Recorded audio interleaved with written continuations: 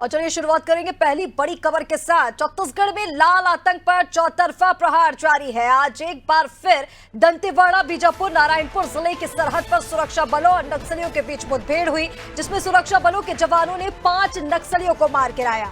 3 शवों के साथ इंसास राइफल बरामद की गई है। दरअसल पुलिस को सूचना मिली थी कि इंद्रावती नदी के पार भारी संख्या में नक्सलियों का जमावड़ा है और इसी के आधार पर एक दिन पहले दंतेवाड़ा और बीजापुर से करीब 500 जवानों को ऑपरेशन के लिए भेजा गया था। इधर मुख्यमंत्री विष्णुदेव साय ने कहा कि प्रदेश में लगातार नक्सलवाद के खिलाफ सरकार और सुरक्षा बल के जवान लड़ रहे हैं और सफलता भी मिल रही है। गृह मंत्री अमित शाह ने जो 31 मार्च 2026 तक नक्सलवाद को पूरे देश से समाप्त करने का संकल्प लिया है, हमें पूरा विश्वास है कि उनका संकल्प जल्द ही पूरा होगा।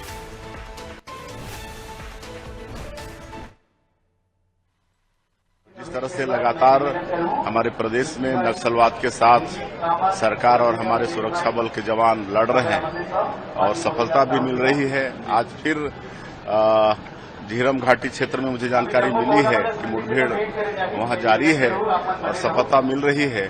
तो मैं सुरक्षा बल के जवानों को फिर से नमन करता हूं, उनके साहस को नमन करता हूं और जो माननीय गृह मंत्री अमित शाह जी का जो संकल्प है 31 मार्च 2026 तक नक्सलवाद को पूरे देश से समाप्त करना, हमको पूरा विश्वास है कि उनका संकल्प पूरा होगा। जिला दंतेवाड़ा और बीजापुर के सीमावर्ती इलाके में लगभग 12 से 15 माओवादी की उपस्थिति की सूचना पर, छठी का सूचना पर एक ऑपरेशन प्लान तैयार किया गया। इस ऑपरेशन में डीआरजी दंतेवाड़ा लॉन्च हुआ और आज 25 मार्च की सुबह में हम लोगों ने कॉर्डन किया, जिसमें मुठभेड़ हुआ। मुठभेड़ के पश्चात सर्चिंग के दौरान 3 माओवादी का शव बरामद हुआ। साथ में हथियार, गोला बारूद भी बरामद हुआ, ऑटोमेटिक वेपन भी बरामद हुआ है और सभी टीम सेफ है और वापसी कर रही है। सर, कौन से बड़े माओवादी की सूचना पर? अभी 3 माओवादी का शव बरामद हुआ। इसमें से उनका आइडेंटिफिकेशन जब तक नहीं हो पाएगा तब तक हम लोग क्लियर नहीं कर पाएंगे। हमें अपेक्षा है कि कोई सीनियर माओवादी कैडर हो, बाकी तो लेकिन पूरा डिटेल हम लोग जब तक आइडेंटिटी क्लियर नहीं होगा तब तक।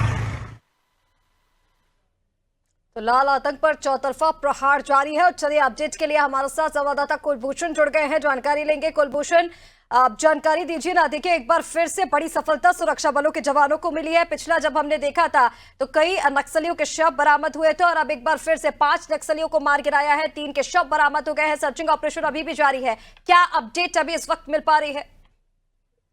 जी बिल्कुल, एक चीज तो मानना पड़ेगा कि जिस तरह से 2025 की शुरुआत हुई है और उसी तरह लगातार जो है करीब 100 नक्सलियों के शव अब तक बरामद किए जा चुके हैं। 100 बड़े नक्सली जो हैं इसमें माने जा चुके हैं। कई बड़े लीडर्स भी जो हैं इसमें मारे जाने की सूचना है। आज की जो घटना की अगर मैं बात करूं तो करीब 5 नक्सलियों की इसमें मारे जाने की सूचना थी, जिसमें से 3 नक्सलियों के यहाँ पे 100 भी बरामद किए गए हैं। जिसमें खासतौर पर सबसे बड़ी जो बात है वो है कि 25 लाख के इनामी नक्सली जिनको है सुधीर उर्फ सुधाकर मुरली बताया जाता है इसको, उर्फ मुरली, सुधीर सुधाकर उर्फ मुरली, इनका शव यहाँ पर बना गया। 25 लाख के इनामी नक्सली थे इनके, इसका शव आज यहाँ पर बरामद किया गया। तो एक अपने आप में एक बड़ी सफलता है यहाँ पर हाथ लगी है। और यकीनन अभी तक मैं अगर मैं बताऊं तो जिस तरह से कार्रवाई की जा रही है, करीब 10 से 12 नक्सली होने की सूचना थी और उसी को लेकर डीआरजी के जो जवान थे उन्होंने वहां पर कार्रवाई की।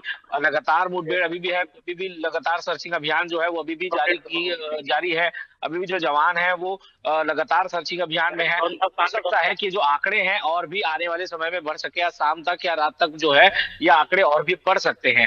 तो अब ये देखना होगा कि किस तरह से जो कार्रवाई है, कितने अंदर तक जो जवान है, क्या क्या उनको बीट इसमें मिली थी, किस तरह से उनके पास में हथियार है। जैसे अब देखी जाएगा कि पिछले दिनों जिस तरह से जितने भी कार्रवाई की गई है तो ऐसे ऑटोमेटिक हथियार उनके पास से बरामद हुए हैं।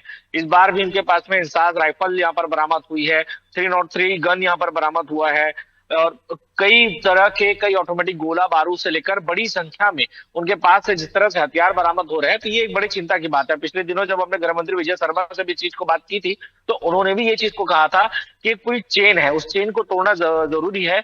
कई हथियार तो ठीक है कि पुराने मुठभेड़ से देखिए भारी मात्रा में जो हथियार है वो पहले भी बरामद हुए थे, ऑटोमेटिक हथियार, और एक बार फिर से जैसे कि आप जानकारी दे रहे हैं कि सर्चिंग ऑपरेशन जारी है और रात तक एक आंकड़ा सामने आ पाएगा। लेकिन हम तब भी देख रहे हैं, आपने ठीक कहा कि 2025 की शुरुआत ही ऐसी हुई है है कि नक्सलियों का सफाया होता जा रहा है। कई बार हम देख रहे हैं कि समर्पण करते हुए भी नक्सली नजर आ रहे हैं, लेकिन उसके बाद भी हमने देखा बीते दिनों बड़ी सफलता जवानों को मिली थी, जहां पर बड़ी संख्या में नक्सलियों को मारा गया था। लेकिन एक बार फिर कल जो हमने देखा आईईडी ब्लास्ट जो हुआ, 5 फुट तक का गड्ढा जो सड़क में हुआ था, उसके बाद भी नक्सली बाज नहीं आए और आज एक बार फिर से सुरक्षा बलों के जवानों को सफलता हासिल हुई है। केंद्रीय गृह मंत्री जो 2026 तक का संकल्प उनका है कि नक्सल मुक्त देश हो जाएगा, उसकी ओर सरकार अग्रसर है। लगातार जवानों का काम जारी है, लेकिन कहीं ना कहीं नक्सली जो है लगातार हमले करते नजर आ रहे हैं। और इस बार नक्सली जो मास्टरमाइंड बताया जा रहा है कि मास्टरमाइंड भी इसमें मारा गया है, इसको लेकर क्या कुछ अपडेट मिल पा रही है?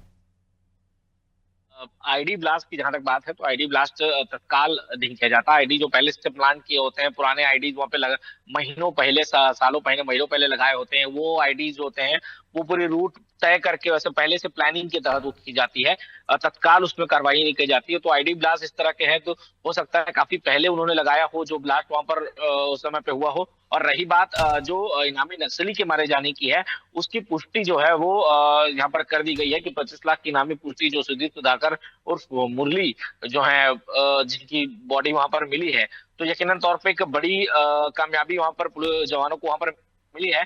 और यहीं तक कि यहीं अगर आने वाले समय में अगर मैं बताऊं तो और भी कई ऐसे बड़े नक्सली हैं जिनके पीछे जिनका रिपोर्ट जो है वो डीआरजी के पास में आ चुकी है, जो उसकी तरह से पूरी लाइनअप वहां पे उसको लेकर किया जा रहा है। और पूरी जो रणनीति है केंद्र से लेकर राज्य तक, उसकी पूरी रणनीति जो है बनाई जा चुकी है। और यकीनन तौर पर इसकी पल पल की रिपोर्ट जो है वो केंद्र में अमित शाह तक भी यहाँ पर पूरी जांच वहां तक पहुंच रही है।